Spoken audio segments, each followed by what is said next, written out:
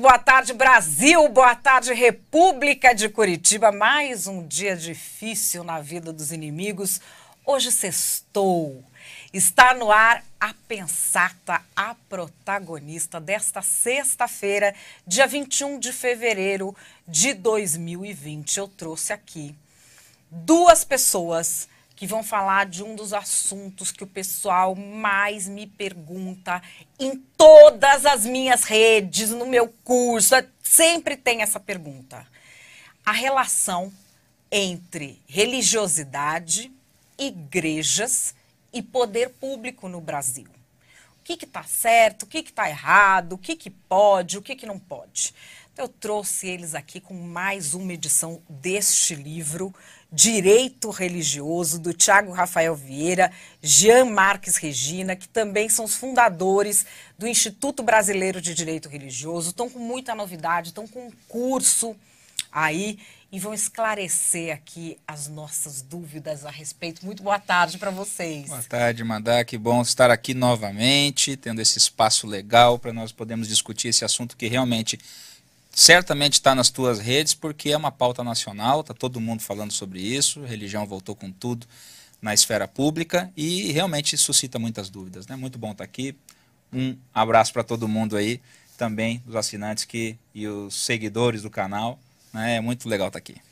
Bom, a gente tem aí uma discussão, a gente tem várias discussões. A gente tem a igreja evangélica se aproximando da política, cada vez com mais poder para os evangélicos, mas entre os nossos irmãos, a gente tem um problema que é muito parecido com o da política, que não é dos 99% santo, é do 1% vagabundo. 1% vagabundo é o que dana a gente.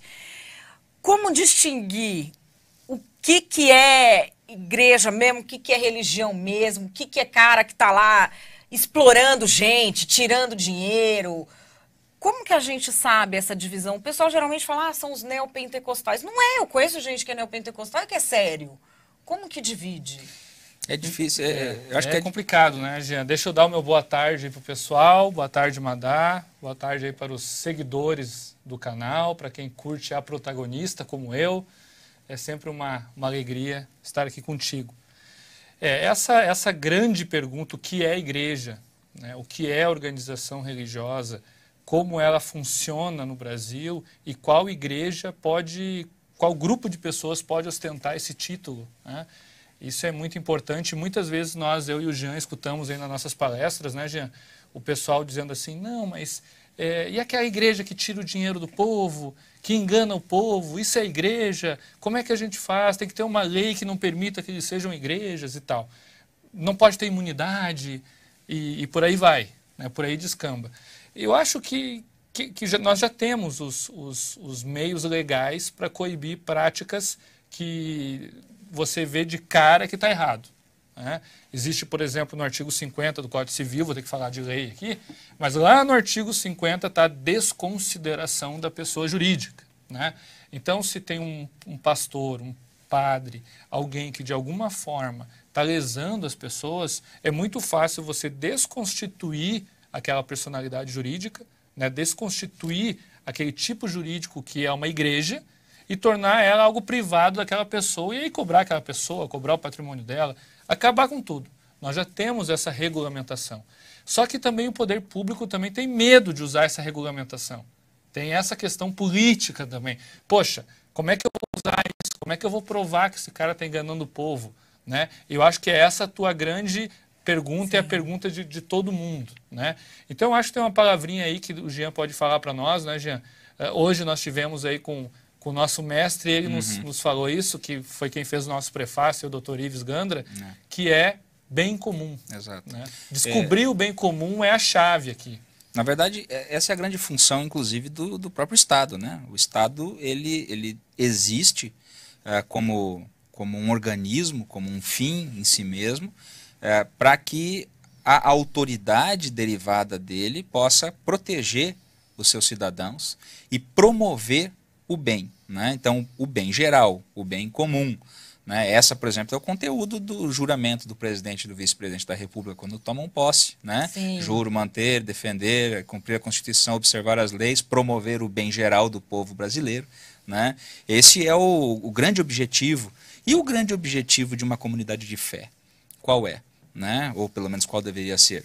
Promover o bem comum dos seus fiéis, óbvio que olhando para o aspecto religioso, para o fenômeno da transcendência, né? Enquanto o Estado, por exemplo, promove o bem comum pensando aqui na vida comum, né? Da polis. Né? Esse é o objetivo político. Então, todas as vezes que nós não identificamos, e aí que está o X da questão, como é que nós vamos identificar elementos que mostrem que determinada comunidade de fé não está buscando o bem comum? Eu vejo decisões judiciais, isso as pessoas não sabem, tem muita decisão judicial mandando a igreja devolver coisa que dízimo, pediu. oferta. Dízimo, oferta, carro, apartamento, tem muita decisão judicial. E eu sempre me perguntei, se tem 30 decisões judiciais de uma igreja específica, por que aquilo continua sendo igreja? Bom, o judiciário, obviamente, ele tem a obrigatoriedade, no Brasil, no sistema legal brasileiro, ele tem a obrigatoriedade de ser a voz da lei para o caso concreto, né? É diferente dos sistemas de direito comum, consuetudinário, como lá na Common Law, né, como a Inglaterra, como os Estados Unidos, em que os precedentes judiciais viram lei. Né? Então, eu começo a ter muita decisão em relação a um caso, fatalmente aquela decisão acaba sendo incorporada, né, nos costumes daquela nação e vira lei. Mas é um grande sinalizador. Né? Então, o que está acontecendo aqui? Né? Nós temos que atuar de maneira mais profunda, legalmente, com relação ao abuso, e, o que ainda não acontece no Brasil, aumentar a judicialização desses casos. Né? Tem abuso, é uma coisa flagrante, está acontecendo esse processo. Isso é importante, Jean e Madá, pessoal aí que está nos assistindo. Deve ser objetivo. Nós nunca podemos entrar no campo subjetivo da coisa. O que é subjetivo, gente? É quando você tem que valorar. Mas será que ele fez errado? Qual foi a intenção? Aí morreu. Né? Objetivamente, você tem que ver, não, realmente esse pastor enganou essa pessoa. E essa que é a coisa difícil do Brasil de hoje, né? É você partir do fato. Tu entendeu? Partir do fato e não partir de uma ideia, não partir de um ideal, é partir do fato. E isso está faltando para nós, né, sermos um pouco mais pé no chão, mais situação que está acontecendo, porque senão vai acontecer o que você falou no início, né? Mas 99% santo, é vagabundo de um determinado extrato religioso, né? Você até mencionou, tipo os neopentecostais, isso é a coisa de neopentecostal, não dá para generalizar. Não, e ainda assim, né? Existe um fenômeno que acontece que às vezes nós esquecemos. O Brasil, ele tem na capilaridade das igrejas o fenômeno de governança eclesiástica congregacional. O que é isso? Congregacional quer dizer que o poder está na igreja local, está na congregação daquelas pessoas ali no bairro, na vila, no subúrbio, no centro, onde a igreja acontece de verdade. O que eu quero dizer com isso? Que existe uma placa de igreja, por exemplo, Igreja XPTO. Essa igreja XPTO, gente, está no Brasil inteiro, mas a governança está em cada igreja local. Então, o pastor pilantra é da igreja local, não é o pastor, não é a igreja XPTO que é pilantra, mas sim aquele pastor, porque lá, como a governança é descentralizada, cada igreja tem uma autonomia, inclusive de doutrina e de credo, lá acontece a picaretagem. Então, muitas vezes, aquela igreja lá realmente é punida, é extinta, mas a igreja XPTO continua funcionando e existe até um preconceito com a igreja XPTO porque aconteceu algo lá no bairro. É diferente do modelo católico. O modelo católico é o modelo episcopal, em que existe uma hierarquia e todas as congregações são ligadas. Né? Então, por exemplo, se acontece um caso de pedofilia numa paróquia, a culpa, no fim das contas, vai ser do Papa. Por quê? Porque ele não fez gestão, porque ele não colocou comitês, porque ele não organizou o direito canônico, porque aquele cara não foi julgado, etc, etc. No modelo brasileiro, não, gente. Porque a maioria das igrejas, estou falando aqui em número, tá, em quantidade, é congregacional. Não existe como o cara, presidente da igreja evangélica, XPTO, mandar no cara que está lá na igreja local, no sentido de tirar fora, de afastar.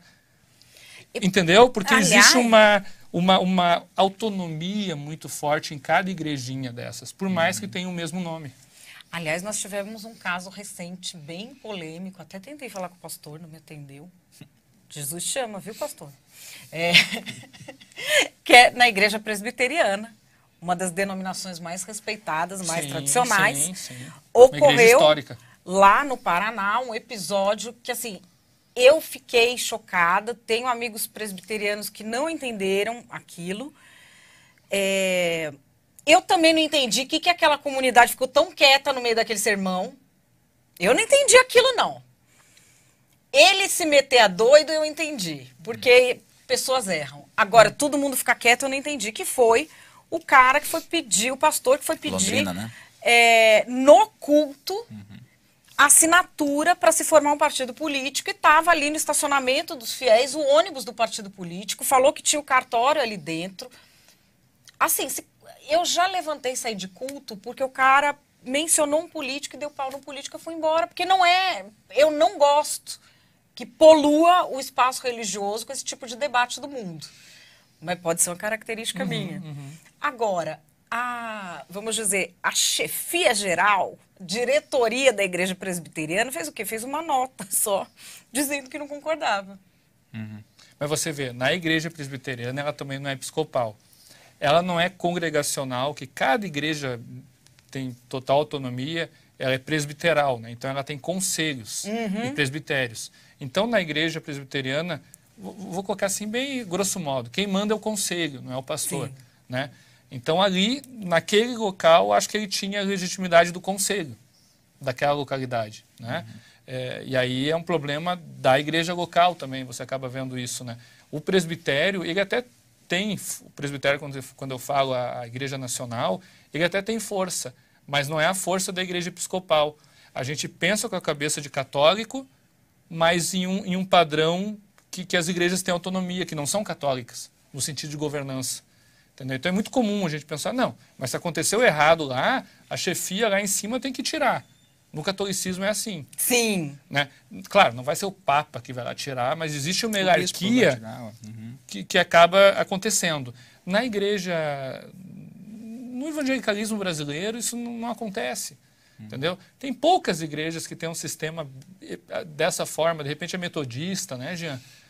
Mas a metodista também ela é dividida em regiões. Tem Daí vai ser dentro da região que isso vai acontecer. A gente está falando um pouco dessa coisa meio igrejeira, né? A gente está acostumado com vocabulário jurídico ou político. Eu acho que o pessoal até deve estar meio assustado com tanta congregacional, local. igrejeiro, né? Discernir, presbitério, aqui, né? diocese, enfim.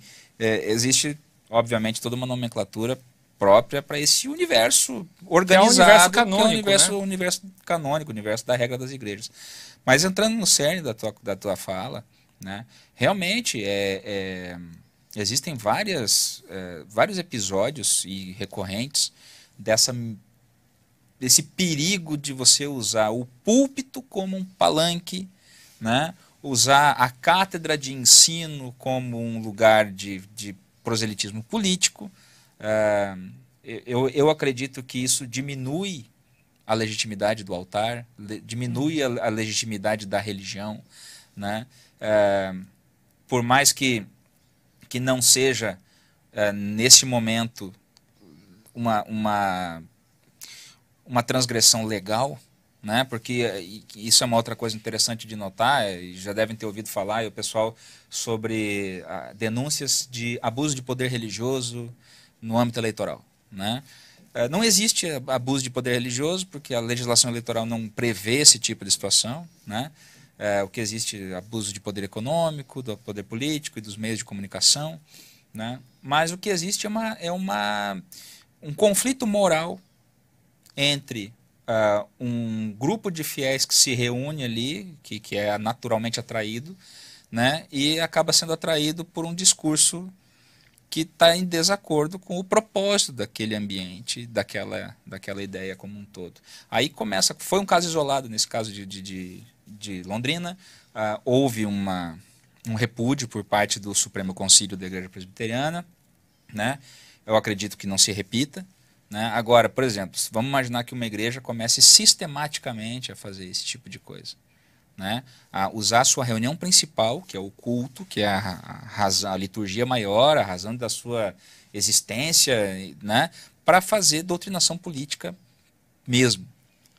Aí nós podemos estar diante de um caso típico de desvirtuamento de função, né, de um desvio de finalidade, Artigo né, 50 do uso da igreja como uma máscara para, na verdade, ir lá fazer discurso político, né? E isso pode acontecer e até tende a acontecer em vários setores.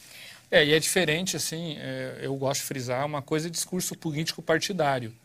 É que realmente a igreja não tem esse espaço. Isso. Mas a outra coisa é a igreja falar de política.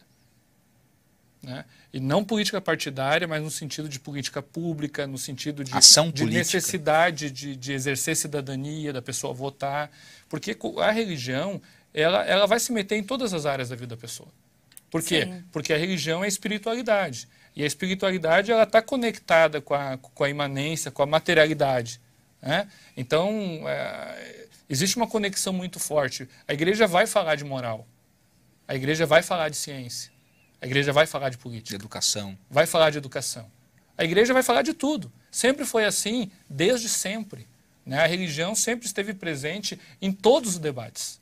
O problema é quando a religião ela larga o debate para ela dizer, olha, essa pessoa é iluminada.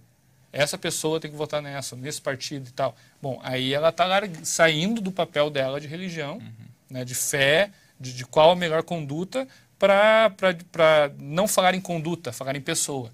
E a pessoa que a religião tem que dizer, agora tem que falar no cristianismo, é Jesus Cristo. Sim. Quando se falar de pessoa. Né? Então a pessoa que o cristianismo fala é a pessoa divina, não a pessoa humana. O cristianismo fala da pessoa humana quando dignifica a pessoa humana, quando exalta a pessoa humana, quando faz a pessoa humana exercer cidadania, né? Quando ajuda o órfão, ajuda o pobre, ajuda a viúva, ajuda a mulher, ajuda o homem, enfim. Né? Mas você vê, uma coisa é ajudar a pessoa humana no sentido dela ser pessoa, a outra coisa é ajudar a Madeleine a se eleger. Entendi. Né? Então isso ela não pode fazer. Né? E não é só se eleger, daqui a pouco ajudar a Madeleine a ter um cargo público. Ou ajudar a Madeleine, ajudar a pessoa da Madá. Não, ela não pode fazer isso. Pode fazer orando, mas não ou com assistência social e tal, mas não fazer com que a Madá tenha uma preferência em relação a outras. Esse não é o papel da igreja. O papel da igreja é fazer com que a Madá seja pessoa em toda a sua potência. Como é que a gente faz com um pastor que se candidata, que tem muitos? É uma coisa assim que na minha cabeça eu não tenho uma opinião Para mim formada. fecha quando o pastor se licencia. Sim. Entendeu? Aí eu estou vendo que a política está muito complicada e eu vou tentar fazer a diferença. Então eu largo o púlpito e vou lá fazer a diferença. Então isso é bem, eu acho que é certo, eu acho que muitos pastores deveriam fazer isso. Inclusive. São vocações, né? São chamados. Né? Agora, quando o pastor exerce, porque são ordens separadas, e aqui a gente começa a entrar no estado laico, né? Tu tem a ordem religiosa e tu tem a ordem civil, a ordem militar, a ordem das coisas deste mundo, né? Sempre foi assim desde antes de Jesus Cristo, né? Era isso que Sócrates queria implantar na cidade-estado grega e por isso que ele foi morto. Né? Então sempre existiu essa separação das ordens. O pastor está em qual? Na espiritual. Não, mas eu acho que a civil está ruim. Eu quero ajudar lá. O que ele faz? Ele sai na minha cabeça. Agora é minha opinião, Thiago.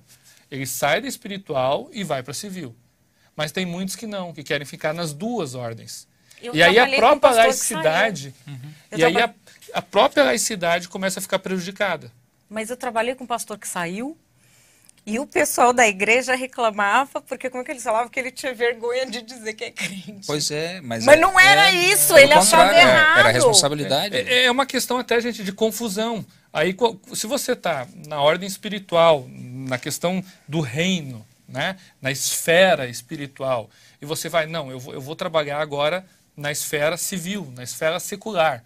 O que você faz? Você muda o paletó e vai trabalhar lá. Né? Agora, ficar nas duas esferas ao mesmo tempo, olha, mulher eu acho que ainda consegue, né? Porque mulher ela consegue estar conversando comigo aqui e prestando atenção que estão conversando ali do lado, né? Mas para o homem isso é impossível, me parece, né? Criar essas imagens para os evangélicos é mais distante, porque, né, agora vamos pensar no católico, é tirar a batina e vestir o terno. Sim. Né? Tirar a veste litúrgica. Sacerdotal e... Né? Porque a veste litúrgica, inclusive, qual é a função, né, da veste litúrgica? É mostrar com um símbolo que ali não está aquele ser humano falando palavras suas. Por isso que aquela golinha clerical, né, que o padre usa, ou que algumas igrejas tradicionais usam, né? Porque o pomo de Adão aqui, a garganta, não é a voz daquele ser humano, ele é apenas um transmissor de uma mensagem que não é dele. Né? Quando você tira essa veste e você coloca o paletó e vai para uma tribuna, e vai para um palanque, e vai defender uma determinada abordagem de como a vida das pessoas pode ser melhor. É a voz no máximo de uma comunidade. É no máximo a voz de uma minoria que está ali sendo representada na aquarela da democracia. É outra conversa, é outro processo. E você fazer as duas coisas ao mesmo tempo... Mistura os sinais. Mistura os signos. Não sei se o pessoal aqui assistiu, se você assistiu Game of Thrones. Não, putz, vou ser cancelada agora. Não, gente, eu tenho paciência. Essas coisas muito históricas. Muito históricas, muito de guerra. Mas então, alguém aí assistiu, né? Então vocês vão lembrar que algumas vezes aconteceu de um mocinho cair numa enrascada e vai para o julgamento. Vai ser julgado. Aí o mocinho, bom, se eu for julgado, não existem provas da minha inocência. Eu sei que eu sou inocente, mas não existem provas da minha inocência. Então o que eu vou pedir? Eu vou pedir um julgamento por combate. No julgamento por combate eu vou ganhar. Por quê? Porque o cosmos vai, de alguma forma, interagir naquela luta e mesmo sendo fraco, eu vou ganhar do cara fortão, do cara de 3 metros de altura. Né? Por quê? Porque na pessoa do rei, na pessoa do imperador, ele exerce nele as duas ordens, a civil e a espiritual. Ele te julga pelo julgamento normal, civil, mas ele te julga também pelo cosmos. Então, se você pede julgamento por combate, você vai ter o julgamento espiritual na mesma pessoa, que antes de te julgar de forma civil. Entendeu? Entendi. Então, bom, como eu não tenho provas, eu pedi o julgamento espiritual para ele, porque ele é as duas coisas ao mesmo tempo. Então, isso era comum na teocracia antiga, em que, por exemplo, na cidade-estado grega, o arconte, que era uma espécie de prefeito, era também um sacerdote. Então, não existia uma separação do que era Deus, do que era mundo, era tudo unido. Né? É exatamente isso que a gente tentou desfazer quando nós distinguimos, tiramos o espiritual da mão do imperador. Muitas vezes ele até exercia as duas coisas ao mesmo tempo, como Constantino. Constantino convocou o Concílio de Nicéia, ou seja, ele mandava na igreja, ele convocou os padres. Quando a mesma pessoa tentava fazer mandar nas duas ordens, deu errado. Né? Tá, e a história mostrando isso. Por exemplo, o absolutismo papal lá do Papa Bonifácio VIII no século XV, né, em que ele disse, olha, os reis têm que vir aqui beijar minha mão. Né? Houve um problemão na história. Né? No século seguinte começa a reforma. A reforma protestante que não concorda com isso. Começa a romper. Né? Então esse processo, essa dinâmica, e aí que está de novo, né? A gente está sempre falando sobre, ainda mais programas como o teu, que são programas de análise do cotidiano, né? Do dia a dia, e também muito envolvendo política.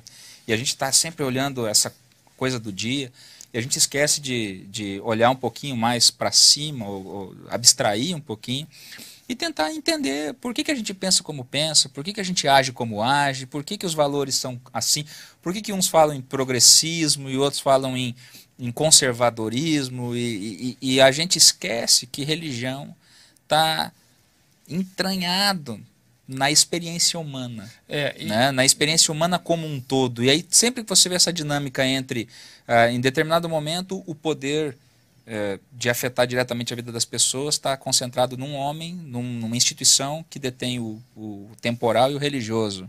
E aí depois existe um rompimento. Aí a civilização cristã vem e assume esses valores gregos, e aí o Papa vai lá e segura, daí vem a reforma e distingue. E aí vem o iluminismo e rasga a igreja, e aí tira todos os valores morais da igreja da regra do espaço público. E aí tudo que for agora razão de fé não pode mais ser trazido no espaço público, por quê? Porque não é um argumento racional, porque é apenas um argumento de fé. E essa é a confusão em que nós vivemos hoje, né? Porque depois disso todo vem o modernismo, né? Em que a ciência era a medida de todas as coisas, vem o pós-modernismo, em que as pessoas se sentem totalmente decepcionadas porque a ciência não era a medida de todas as coisas, e é onde nós estamos agora, nesse ceticismo absurdo, né? E a tendência vai ser o quê? Cíclico. As pessoas vão voltar novamente a apontar para elementos gnósticos de fé. Mas por que precisa haver, assim, vamos dizer, a gente vive meio que pelos extremos por quem não consegue combinar bem as coisas. A gente tem astronautas cristãos. Uhum. Tem diversos cientistas que são cristãos. Sim. Qual foi o primeiro ato religioso fora da Terra? Faz 50 anos. O cara que fez a transmissão, Não, né? o cara, um dos 3 astronautas que tomou a Santa Ceia dentro da nave espacial lá, enquanto o Neil Armstrong estava descendo. No módulo lunar, ficou um dos 3 lá que ficava voando lá na órbita da Lua, tomou Santa Ceia lá. E falou para a comunidade dele, tudo, isso é uma coisa histórica. E com o consentimento dos outros 2 colegas. Naturalmente. Isso mostra que tem coisas que dentro da alma humana não são divisíveis. Porque o homem da ciência, ele também pode ter a espiritualidade dele. Toda certeza. Seria arbitrário, né? Não permitir. E por que a gente fica nesse conflito de todo mundo um querer catequizar o outro? Que é isso que eu não entendo. Sabe que você toca num ponto interessante, Madá, que é um ponto de 2 palavras que eu acho que são importantes de serem frisadas, né? A primeira é liberdade. Palavrinha fácil e conceito difícil, né? Liberdade em que você, como um ser humano, racional, que pesa as coisas e que tem uma história, que nasceu e criou-se num contexto social. Você E só uma parte, é importante isso, que tem uma história. Uhum. Porque hoje em dia as pessoas parecem que nascem e não têm origem. Isso. Não tem passado. O mundo se cria a partir O ser humano é o único animal, né, que precisa da história. Sim. Precisa do passado. Um cachorro, um gato, um elefante não precisa do passado. Né? Nós precisamos. Né? Isso é muito importante nesse processo. Exato. Aqui. E existe hoje um trabalho todo de desconstrução. Não, você não precisa do passado. Você não precisa olhar para trás. Você não precisa saber o que aconteceu. Né? Por quê? Porque eu vou te moldar a partir de agora. E aí, então, e aí a outra palavra que aparece, diversidade, como uma afirmação. No campo religioso isso é muito sensível, né? A diversidade religiosa, ela tem lugar quando ela é uma decorrência de um ambiente de liberdade. Sim. Onde há liberdade, então uma decorrência lógica, há diversidade. Sim. Agora, quando eu imponho a diversidade, aí não é diversidade. aí acaba a liberdade. E também não é diversidade. Ela pode ser uma imposição, ou seja, aquela coisa, por que eu não fico na minha, você fica na sua e ninguém fala sobre isso? Porque senão tem liberdade. Na Declaração Universal dos Direitos do Homem, lá, quando ela fala de liberdade religiosa, é liberdade de ter, de professar e de conversar contigo para tentar te convencer para vir para a minha. Afinal de contas, eu creio que o meu caminho é o mais adequado. É o único. Por que eu não vou querer para você o mesmo bem que eu quero para mim? Sim, mas quem é religioso, por exemplo, você tem essa liberdade, mas nenhum ser humano converte o outro. Não, claro que não. Isso não existe. Quem é religioso Claro que acredita que é um fenômeno espiritual, uma conexão direta com Isso. uma ligação direta com Deus. E quem não é religioso também sabe que ninguém convence o outro dessas coisas. Não existe. Naturalmente não. Agora você vive, e aí você vê as relações, né? O mundo hoje, nesse momento, século XXI, em que todo mundo quer ser muito avançadinho, são 2/3 da população mundial, são 70% da população mundial, que vive em lugares com restrições severas à liberdade religiosa. E fatalmente você vai ver uma relação muito grande também entre governos autoritários e restrição de liberdade. É claro, você corta a ligação Certo? da pessoa com o sagrado Porque a dela liberdade você... religiosa também é um fator determinante para limitar a ação do Estado. Sim. Agora, uma coisa que eu tenho curiosidade, esse fenômeno recente que eu tenho visto, muitos políticos falando, ah, porque eu sou cristão, porque eu sou cristão, porque eu sou cristão, e não sei o quê.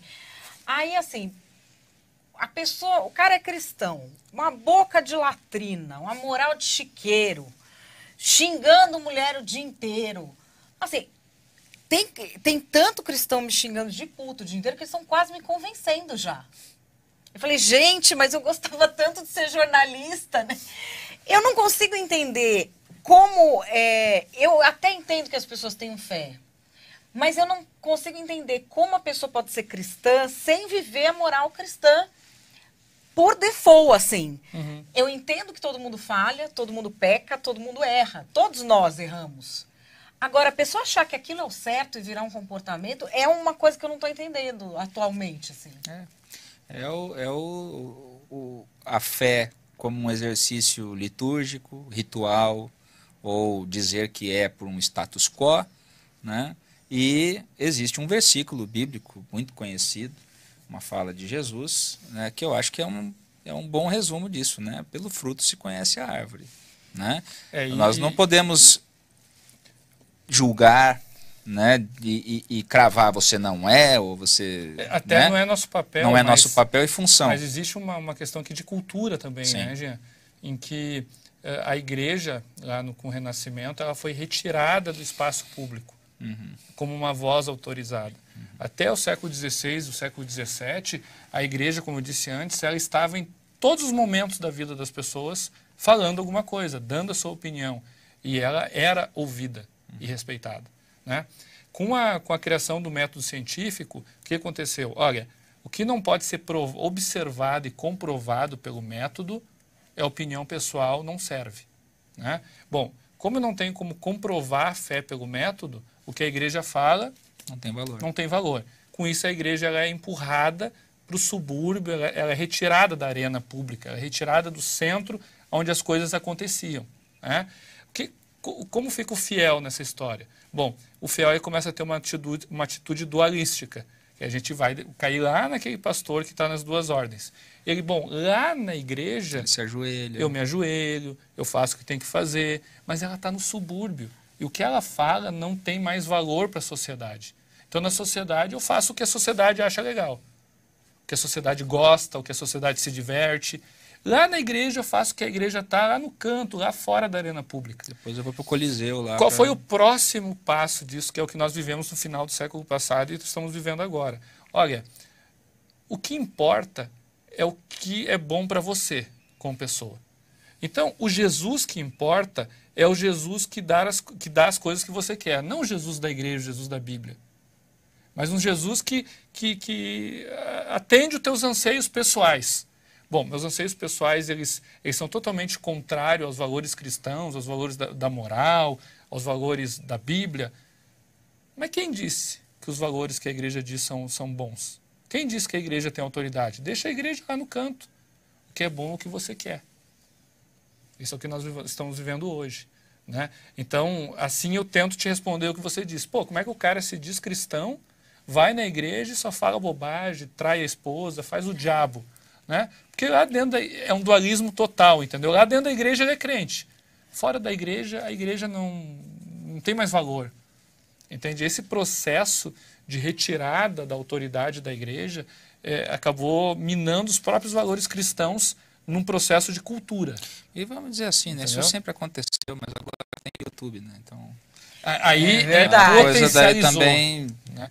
né? Potencializou. Tem mais gente e tem YouTube, né? E eu acho que também uma coisa que acontecia quando você não tinha esse tipo de comunicação é que a pessoa tinha medo da reação dos outros, Claro. quando ela mostrasse a podridão da própria, Claro. própria O alma. ciclo social ele era um pouco mais controlado, por assim dizer. As pessoas, existe uma contenção maior, né, nas esferas sociais, né? Agora tem um que fala, porque assim, todo mundo tem um dark side, todo mundo tem ali, você tem, eu tenho, a gente tem dentro da gente muitos pensamentos, você tem até vergonha de ter pensado. Carl Jung para falar, né? Não é que a gente pensa e fala, meu Deus do céu, como é que eu tô pensando isso? Que monstro que eu sou, me perdoa. Mas, quando aparece um louco que fala isso, um monte de gente, ao invés de falar, meu Deus, eu também tenho isso em mim, eu preciso me trabalhar espiritualmente, porque isso é horrível. Não, a pessoa se sente livre para ficar despejando aquele lixo no mundo. Até porque não tem mais o contraponto. Não. E aí fica fácil, entendeu? E é justamente, talvez esse o grande fator para que todos nós reflitamos como sociedade, de que as instituições na sociedade elas são importantes. Sim. Né? E, inclusive... várias instituições são importantes. Inclusive a instituição da igreja. E por isso, gente, que o Estado laico colaborativo brasileiro é fascinante. E único no mundo. Porque o Estado laico colaborativo brasileiro, na teoria, na Constituição, ele entende que a religião ela é muito importante e a religião ela é formativa. E ela precisa estar presente na nossa vida. Né? Nem que seja no sentido de não quero. Mas você tem que ter essa opção e o Estado tem que garantir que isso aconteça. Então, quando você vê lá no artigo 19, inciso 1º, dizendo assim, os cultos, a igreja deve colaborar com o Estado em prol do interesse público. Está escrito isso na Constituição. Quando você vê uma Constituição que tem um preâmbulo que diz o seguinte, promulgada sob a proteção de Deus, quando você vê diversos artigos garantindo a liberdade de consciência e a liberdade de culto, isso é muito importante, Magá, porque no modelo norte-americano, todo ele foi desenhado pela liberdade, né, Jean, de crença individual.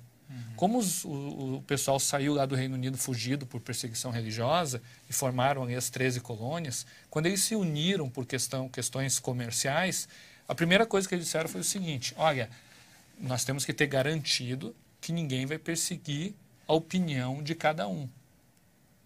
Então você pode ter a opinião que você quiser, inclusive religiosa, porque foi esse o motivo que fez a gente sair do Reino Unido. Então, cada um tem a sua opinião individual garantida. No modelo brasileiro é diferente. Além da tua opinião individual garantida, é necessário ter a opinião coletiva garantida. Você vê a diferença? Então a Constituição brasileira diz assim, ó, o culto tem que ser garantido. Quando você diz que o culto tem que ser garantido, você está dizendo que a comunidade religiosa tem um papel importantíssimo dentro da comunidade política. Porque se você tem apenas a proteção à individualidade, daqui a pouco a maioria da individualidade vai dizer o seguinte, crença não interessa mais. Mas os presidentes americanos não juram sobre a Bíblia, não... participam de culto, não é? Aí tem um outro elemento, né? A cultura americana ela se apropriou de determinados elementos da cultura, né? Que é uma cultura notadamente protestante, e ela mais ou menos sacralizou determinados atos. Ela criou símbolos políticos em cima de atos litúrgicos. De atos litúrgicos. Né? Ela fez isso. Então tem aquela igreja ali perto daquela quadra, perto da Casa Branca, onde tradicionalmente o presidente eleito, no dia da posse, vai participar de um culto. Né? Então lá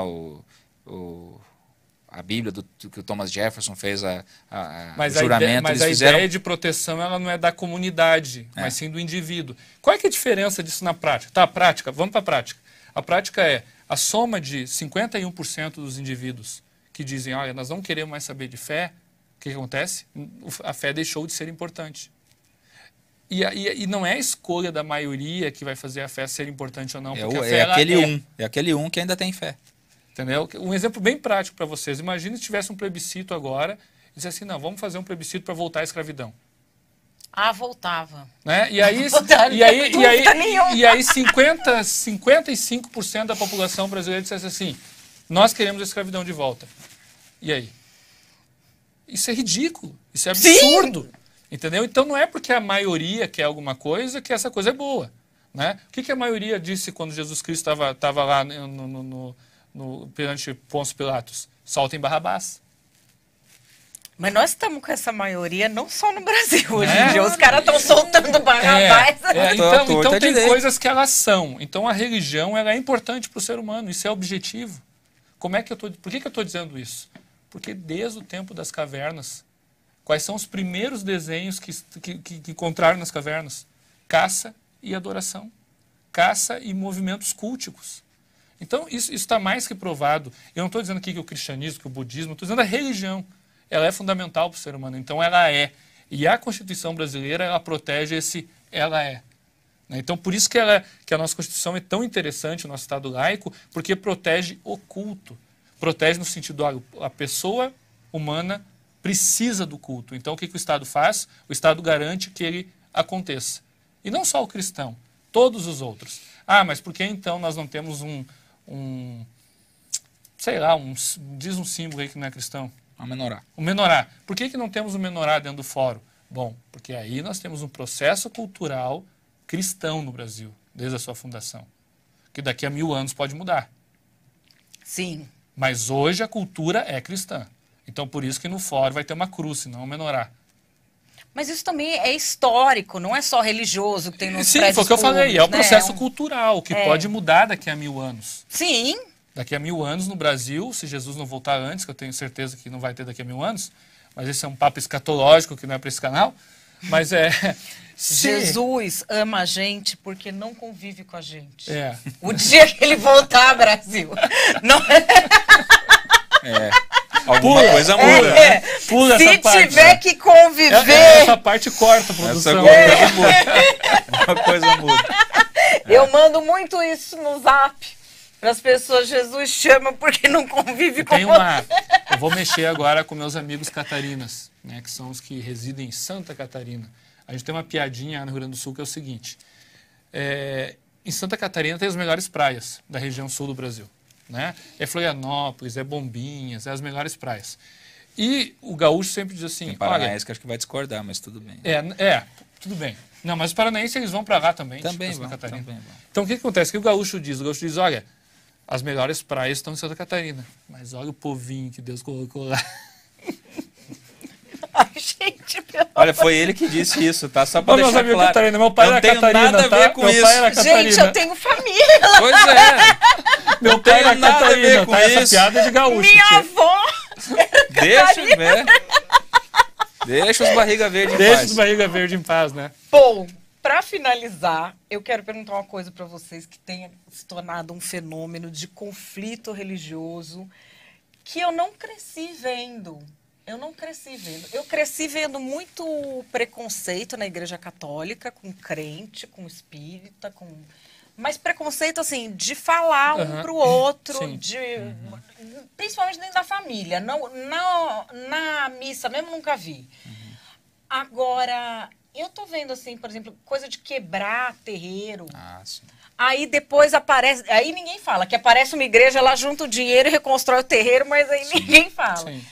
Mas eu, Quebrar a igreja agora também. quebrar a igreja... Aconteceu em Brasília, né? Aconteceu em Vários Brasília. casos, né? Então, que fenômeno é esse? Porque eu não é uma coisa com que eu esperava conviver num país democrático. Você falou, né, que você lembra, e a gente também lembra, que essa coisa de diz que me disse, né, de uma igreja com outra, entre católico e protestante, isso era uma coisa mais restrita a foros mais íntimos, mas é uma forma de violência, né, Madá?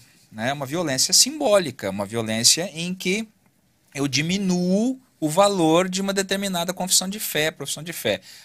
No Brasil é notório, um processo histórico, por exemplo, que as religiões de matriz africana sempre foram alvo de muitos desses ataques simbólicos. Sim. Né? Sempre, isso é um processo que é bem conhecido.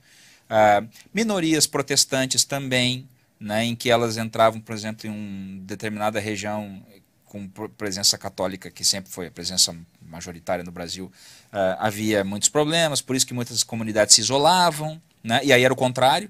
Então lá no sul tem muito disso, né? De comunidades evangélicas de colônia alemã, por exemplo, em que uma pessoa casar com um católico era um escândalo da cidade, né? Era uma coisa dificílima de se aguentar.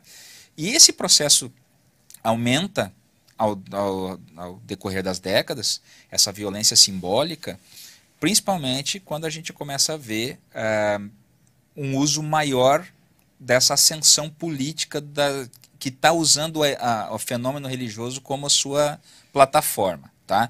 Aí vai acontecer esse processo que na política acontece muito, desse nós contra eles, dessa dialética complicada, né? E isso vem para a conversa do dia a dia. E essa violência simbólica, ela vai solidificando. E o que nós estamos vendo agora é que é o fenômeno que a teoria estuda. A violência simbólica, quando aumenta, ela necessariamente conduzirá para atos de violência real. Porque existe uma extrapolação do sentimento de revolta, e aí incitado pelas mais variadas fontes, que vai extrapolar para atos de violência real. Tentar fazer uma metáfora, né? Lembrar algo que acontece. Tu não vai usar Catarina de novo no exemplo. Não. Pelo amor de Deus. Briga de marido e mulher. Né? Começa a brigar, começa a discutir, começa a gritar mais alto, mais alto, mais alto. Ninguém intervém, ninguém fala nada. Briga de marido e mulher não se mete a colher, e aquilo fica, daqui a pouco joga, vai um prato para cá, uma panela para lá, quando vem vai para agressão física. Então, normalmente não começa na agressão física. Isso. Começa com essa violência simbólica, com ironias, da ironia já parte para o xingamento, e do xingamento para a violência. Esse é o processo da violência. Ela dificilmente começa já nas vias de fato. Ela tem um processo, e eu vejo que nós estamos agora chegando num processo que, se não tiver um basta, vai para a violência real. O Brasil foi conhecido sempre como o país não da tolerância, da boa convivência. Da boa convivência. Entre as religiões. Você né? viaja para qualquer lugar do mundo e você fala, sou brasileiro, sempre era aquela coisa de abrir um sorriso no rosto e olharem em nós um povo que leva a vida de maneira leve. E isso parece que estão apropriando, né, e estão começando a criar situações de conflito que ainda não se generalizaram, porque realmente a nosso inconsciente coletivo é de um povo pacífico, de um povo tranquilo, né? Mas sim, está aumentando esse processo, né? E a gente está vendo isso acontecer de lado a lado, né? Terreiros de matriz africana que são vandalizados, mas a gente começou a ver a igreja evangélica vandalizada. Mas também na política, nas torcidas de futebol, Sim, porque isso expande para toda claro, a área. Sim. Porque religião fala com todas as esferas da vida humana. Bom, quero falar o seguinte, está na 3ª edição o livro. Para vocês que acompanham a gente aqui, vocês falam, gente, mas eles reduziram o livro? É o resumo agora para quem é preguiçoso?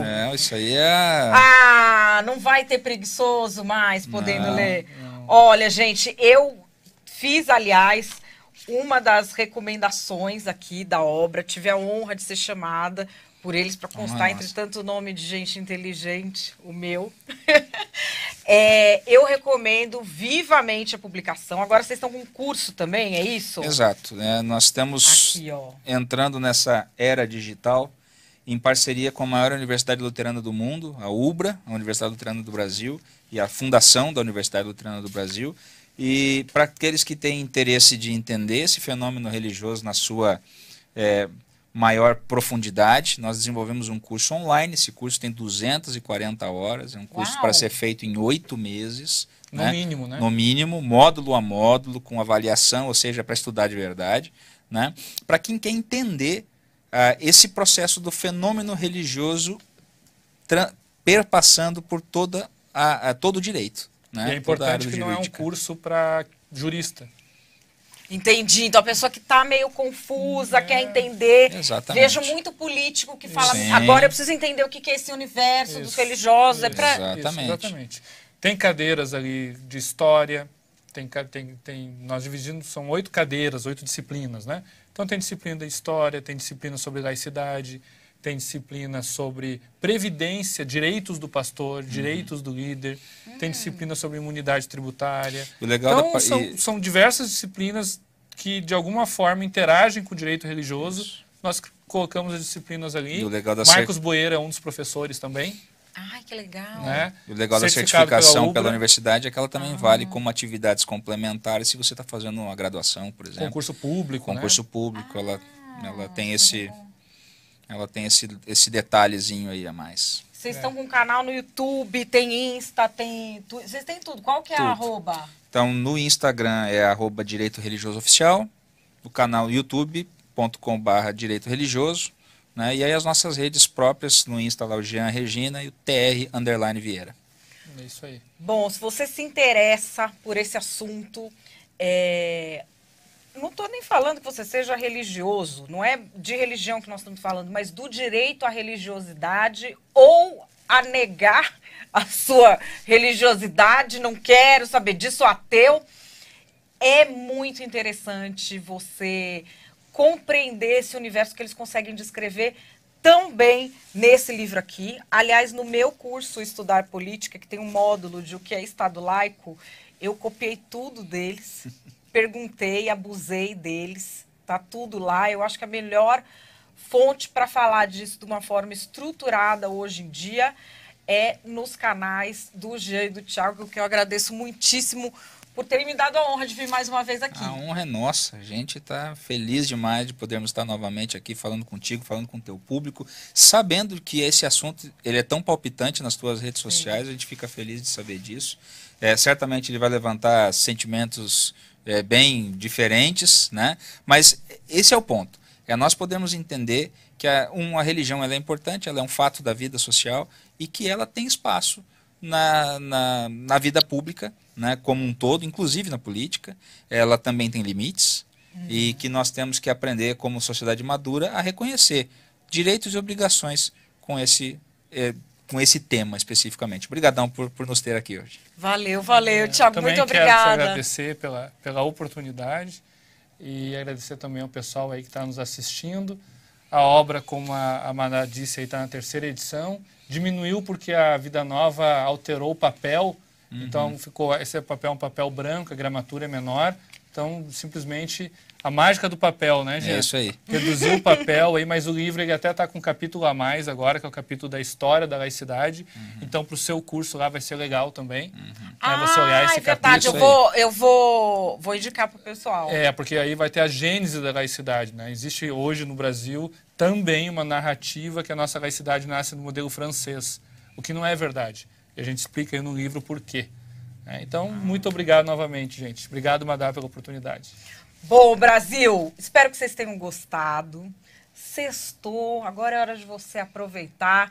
Eu volto na próxima segunda-feira. Um ótimo final de semana. Aproveita com a sua família. Beijo até segunda.